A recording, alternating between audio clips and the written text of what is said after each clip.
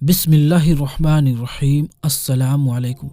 प्यारे दोस्तों, आज की इस वीडियो में हम आपको इस्लाम और अल्लाह के प्यारे नबी हज़रत मोहम्मद मुस्तफ़ा सल्लल्लाहु अलैहि वसल्लम के बारे में कुछ ऐसी बातें बताने वाले हैं जिनको जानकर आप सभी का दिल खुश हो जाएगा। इसीलिए दोस्तों, आप इस वीडियो को आखिर तक ज़रूर देखें और अगर आपको हुजूर सल्लल्लाहु अलैहि वसल्लम से सच्ची और पक्की मोहब्बत है तो आप इस वीडियो को दिल से एक लाइक करके अपने दोस्तों रिश्तेदारों में ज़रूर शेयर करें। तो चलिए दोस्तों, वीडियो शुरू करते हैं। दोस्तों, हज़रत मोहम्मद मुस्तफ़ा सल्लल्लाहु अलैहि वसल्लम उस इंसान का नाम है जिनके पैदा होने से पहले ही आपके वालिद का इंतकाल हो जाता है और आपकी वालिदा मोहतरमा उस वक्त इस दुनिया से रुखसत हो जाती है जब आपकी उम्र सिर्फ 6 साल होती है। उसके बाद आपकी परवरिश का जिम्मा आपके दादा संभालते हैं, मगर 2 साल के बाद वो भी आपको छोड़कर इस दुनिया से रुखसत हो जाते हैं और अपने पोते की परवरिश को देखभाल का जिम्मा अपने बेटे अबू तालिब को सौंप जाते हैं। 8 साल के उम्र में ही आप इस हाल में हैं कि ना तो मोहब्बत करने वाली और ना ही खैरो खबर रखने वाली माँ है, न बुराइयों और परेशानी से बचाने वाला बाप है। ऊपर से अरब का माहौल बुराइयों का गहरवारा था। शराब और शबाब जिसकी रगों में बसता था। औरत तो जैसे कोई सामान थी जिसे जब चाहो इस्तेमाल कर लो और जी भर जाने पर फेंक दो।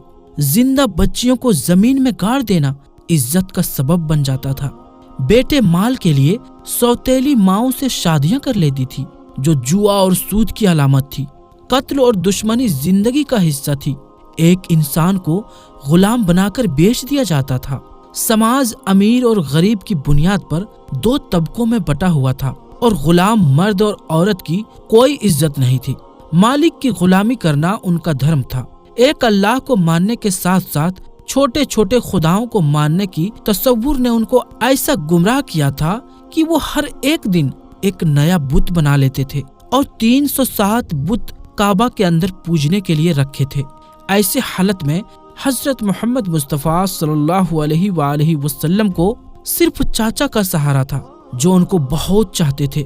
इस बुराई, तन्हाई और सही और गलत के तालीम ना होने के बावजूद भी हजरत मोहम्मद मुस्तफ़ा सल्लल्लाहु अलैहि वसल्लम इस हाल में अपनी जिंदगी 40 साल गुजारते हैं कि लोग उनका नाम सादिक यानी सच बोलने वाला और अमीन यानी कि ईमानदार आदमी जो अमानत में खयानत नहीं करता है। समाज की कोई भी बुराई हजरत मोहम्मद मुस्तफ़ा सल्लल्लाहु अलैहि वसल्लम को छू नहीं पाती है। इस अंदाज में हजरत मोहम्मद मुस्तफ़ा सल्लल्लाहु तआला अलैहि वसल्लम अपनी सोच और समझ से अच्छी और बुराई में फर्क करके खुद को बुराइयों से दूर रखते हैं। हजरत मोहम्मद मुस्तफ़ा सल्लल्लाहु अलैहि वसल्लम की सदाकत की कस्में खाई जाती है। उनको लोग अपने माल दौलत की हिफाजत का जिम्मा सौंपते हैं।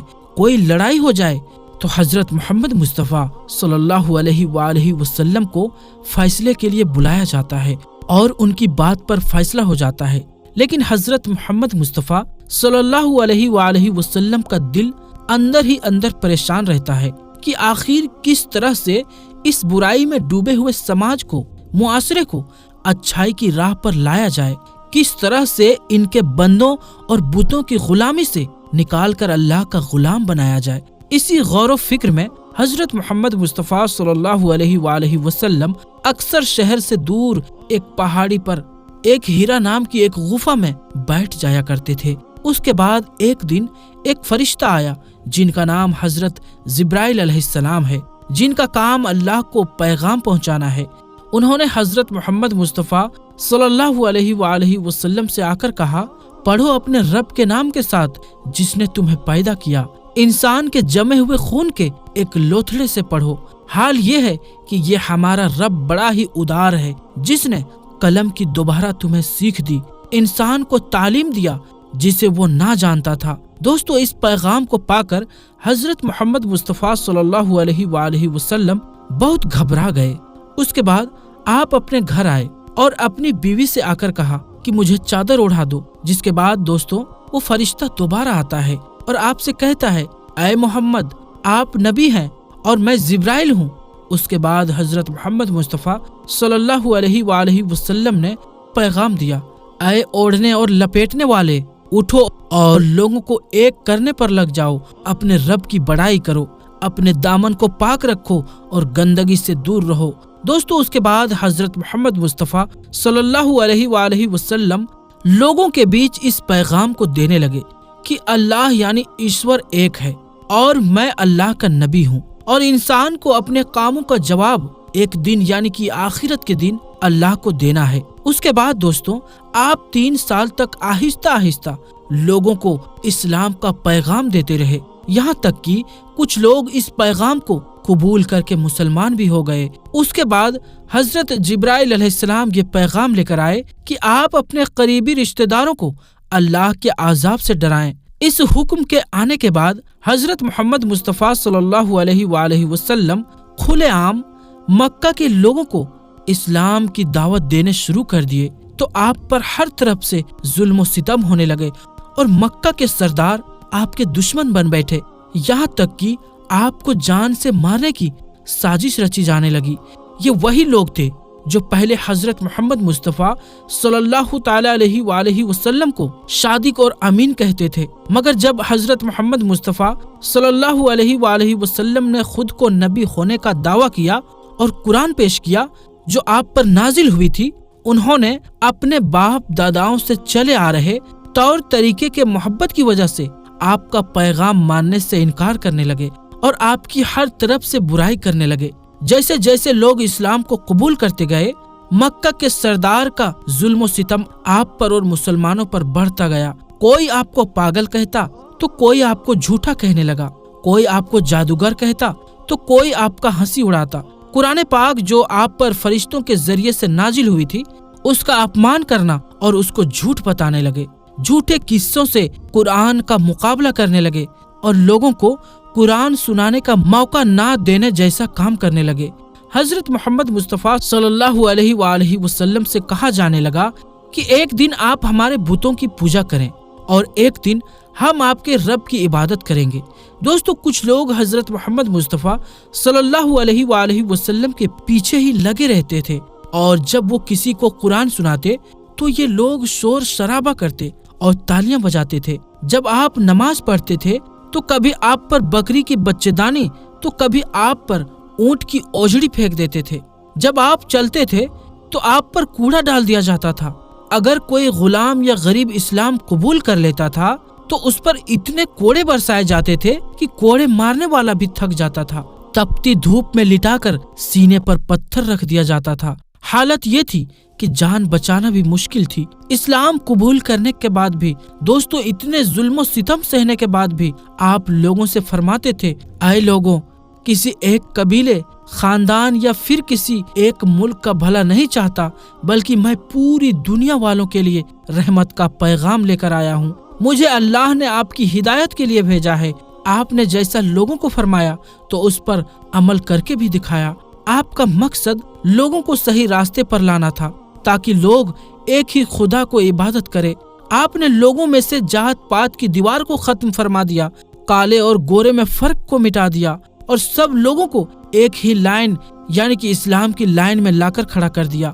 آپ نے لوگوں سے فرمایا کہ حلال کمائی کے لیے کسی بھی کام کو چھوٹا نہ سمجھا جائے اور کسی بھی پیسے کی وجہ سے کسی کو بڑا نہ سمجھا جائے۔